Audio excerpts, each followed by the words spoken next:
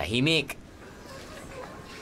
at ramdamang mabagal at simpleng buhay probinsya. Yan ang feels ng Kulasi dito sa Antique. Galing daw ang salitang yan sa ibon ng kulasisi. O Pops, hindi yung mahilig sa bawal na pag-ibig ha. Ang sinasabi ko, isang uri ng indigenous parrot sa ating bansa. Hango rin ang salita sa kulasi na isang uri naman ng bakawan. Pero bago natin suyuri ng bayang ito, puntahan muna natin ang hidden gem na kung tawagin ay Malalison Island.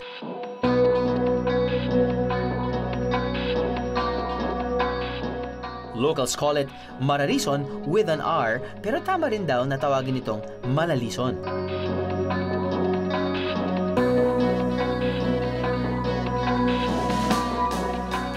Sa laki nitong 55 hectares, kayang-kaya itong maikot ng isang buong maghapon. Pero bakit ka magmamadaling mamasyal kung ganito kaganda ang isla?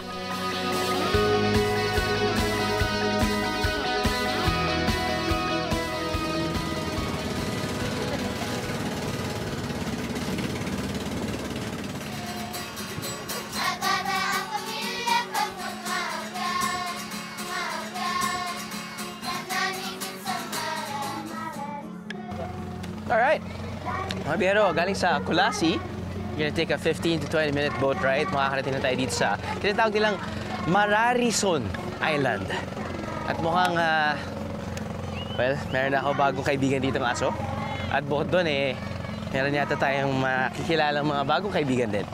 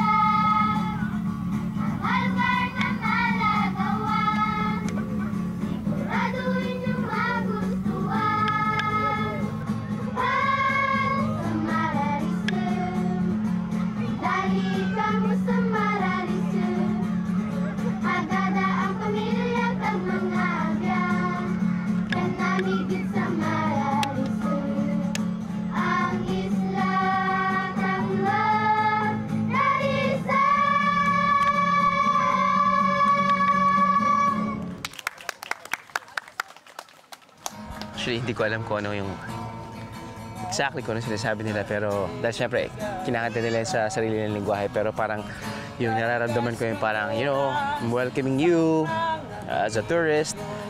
Parang enjoy kayo dito sa aming magandang isla. Parang gano'n. Sana gano'n. Mukha naman yata gano'n. Nakakatuwa lang dahil nakakatuwa talaga kapag mga bata yung kumakanta eh. Pati gumagalawin. Sabay-sabay. Plus, may bonus pa na pareho yung kanilang mga suot. Makukulay pa. Salamat. Thank you. Pero mukhang di lang yun ang pa-welcome ng locals ng isla ng Malalison. Nay, magandang umaga po. Balita po namin na kapag meron pong mga taong pupunta dito sa isla. Magdating. Ngayon pa lang po, opo, pasensya na po, hindi po ako marunong magbisaya. Opo. So meron po ba kayong ginagawa para sa mga kakarating lang po?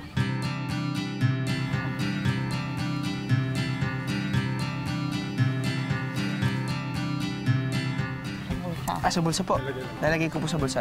So, syempre, hindi lang ako yung pumunta dito. Kasama ko yung mga ibang crew members ng biyahe ni Drew. At specifically, gumagamit si Lola ng luya. Tears it off. Tapos nun, pinapagdasalan niya. Tapos nung ginagawa niya, yung luya na yun, yung part ng luya na yun, nilalagay niya sa forehead, nilalagay niya sa both wrists, nilalagay rin niya sa ankles ng mga turistang kakarating lang dito sa Mararison Island.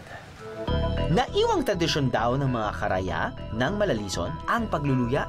Ito ay isang blessing o basbas mula sa kanilang mga nakatatanda na maaari ng libutin ng isla.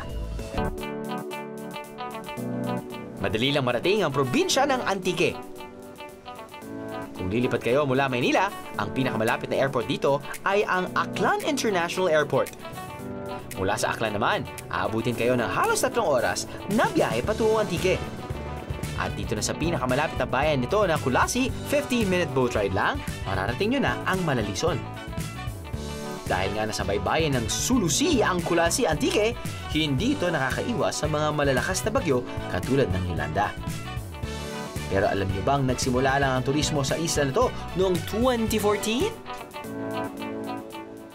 Yung mata ng Yolanda nag-hit dito sa bayan ng Tibiao at Kulasi, including itong isla.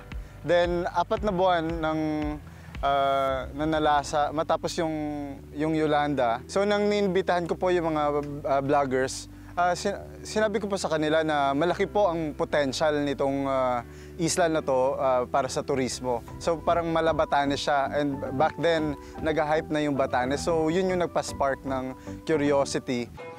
Tinamaan man ng bagyo, patuloy ang pamumuhay ng mga taga rito. Ang trahedya, naging simula ng tagumpay para sa mga taga-isla. From zero po na income sa tourism, after po ng Yolanda, na-organize po namin yung 7 sector, nabigyan po ng trabaho yung mga guides, mga boat operators, tapos yung homestay, tsaka yung mga caterings.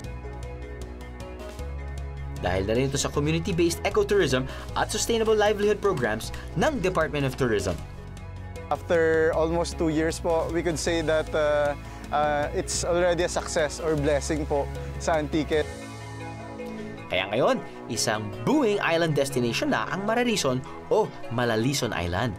Now there's Mararison to come, right? Yeah. First activity! Subukan na ang tubig dito sa isla. Malalison, let's get it on!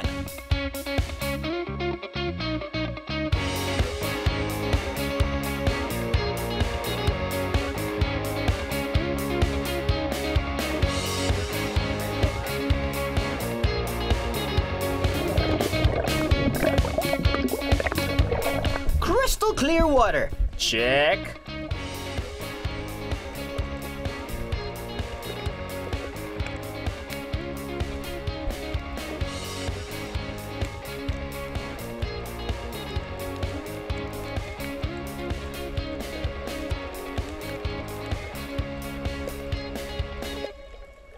And me free diving into the deep blue sea. Perfect!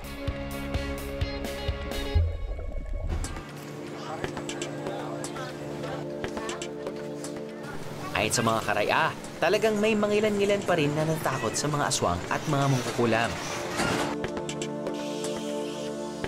Pero wag daw matakot sa mga aswang at kung ano-ano pang uri ng pambabarang o pangkukulam.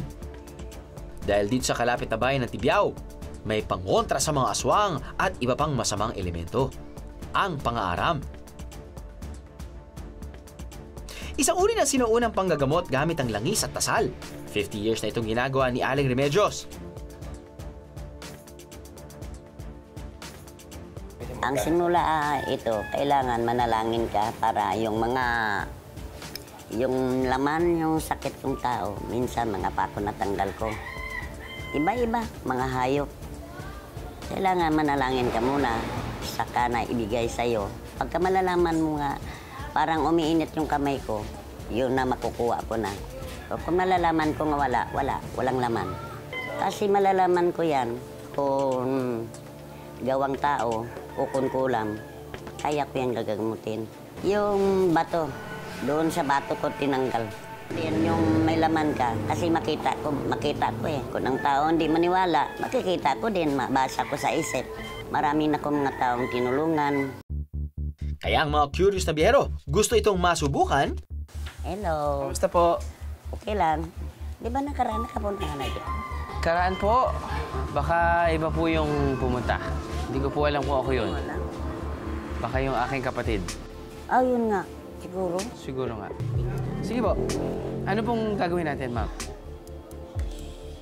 Hindi basta-basta ito matablahan. So, bali wala po. Bali, wala. Ay, nag-umpisa ako 1968. Hanggang ngayon, 2016 na. Matagal dito ako ng gamot noon. Lagi ako sumasama kung saan manggamot yung lulo ko.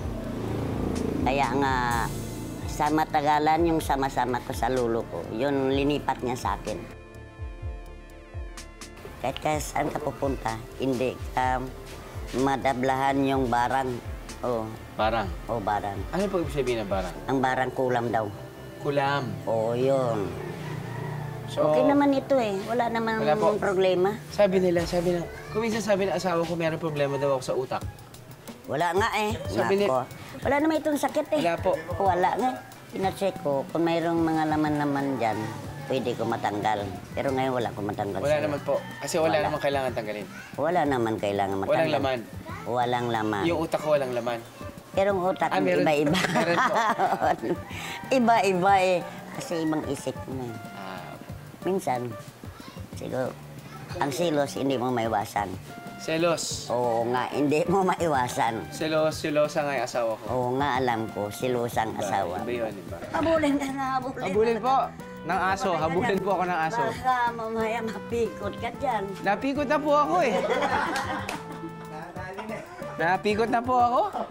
7 months na nga po. Ano, nabitig ka sa biyahe? God! All you gotta do is just subscribe to the YouTube channel of GMA Public Affairs and you can just watch all the Behind the Drew episodes all day, forever in your life. Let's go! Yeehaw!